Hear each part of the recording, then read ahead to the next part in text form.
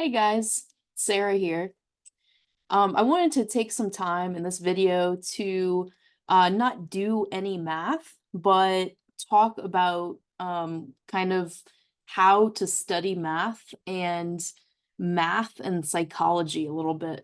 I was inspired to make this video because I was talking to a student last week and I'm on my own journey of pursuing a PhD in mathematics.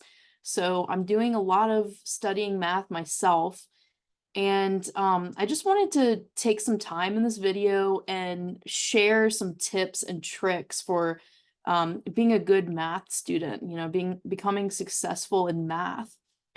Um, so I guess the first thing that I want to talk about is reading math. Okay, so I remember when I was an undergraduate, I used to get these undergraduate textbooks, graduate textbooks, and I wasn't mathematically mature at the time. And what I would try to do is I would just literally open the textbook to the first page and try to read it from beginning to end. And I remember what I would do is I would like hit a stumbling block, like it would hit like some part of a proof or something that I didn't understand, and it would really, really like get to me. Like I couldn't move on unless I understood every little thing. So that's not how you should read math. Okay? So you should definitely like read math and try to understand and follow proofs if you're reading proofs, or if you're just like if you're just going through any kind of textbook. It doesn't have to be proofs. It can be like algebra, um geometry, anything like that. You shouldn't try to understand line by line, and if you don't understand a line, you get really frustrated, right? And stop. So instead, what you should do, if you want to read a textbook, you should go through it. And I personally, what I do with my own textbooks is, like, if there's a part of a problem or like a step that I don't understand, I'll go ahead and circle it in pencil and just keep on moving. Like, keep on moving through it. Go take a walk or a shower or something, or watch some TV, and come back to it and see if you understand it. And if you still don't, that's okay. Just keep moving forward. It is true that math builds on itself.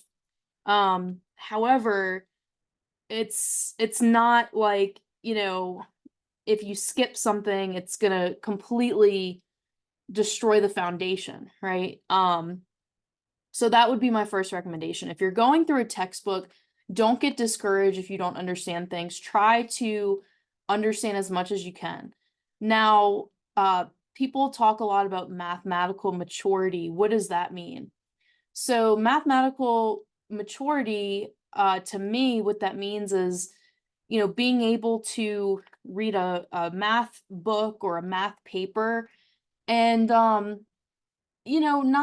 being so fixated on the details, just kind of reading it with an open mind, and sort of having it in the back of your head like, oh yeah, this is something that is going to take me a while to understand, especially if it's a really dense paper or textbook. Just being okay with that. Math is very hard no matter what level you're studying at. No matter if you're in fifth grade or at the PhD level, it's just a difficult subject. That's just the nature of mathematics. So, if you're struggling with something and you fall off the horse, it's okay. You can always get back on the horse. So just keep moving forward. Another thing that I would recommend, like how you get really good at math, is by practice. Practice, practice, practice. So, the best way is not by reading, but by doing. So, in one of the classes I'm taking right now, it's an algebraic geometry class. My professor gives us about 10 problems to do a week, which is a lot in a graduate class. Um, and, you know, doing those problems is is gonna really, you know, in any class, doing a lot of problems, as many as you can every single day consistently, is gonna make you a better math student, mathematician. Yeah. So, do lots of problems, practice, practice, practice. If you fall off the horse, don't worry about it. Get back on the horse. If you're reading something or if you're watching one of my lectures, if you're one of my students, and something I said just doesn't make sense, go ahead and circle that in your notes and go get some coffee or some tea and come back to it later.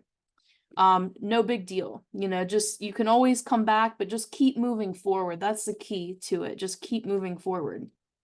And don't get too hung up on the details at first.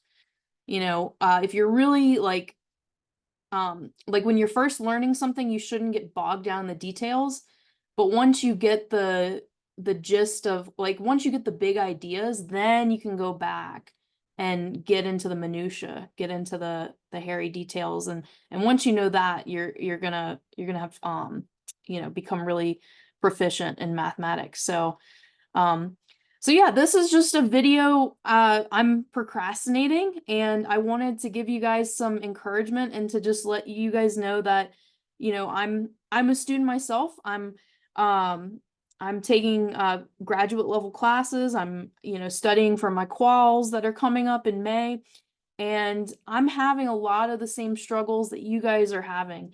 You know, I'm going through these books, I'm not understanding something, I'm getting frustrated.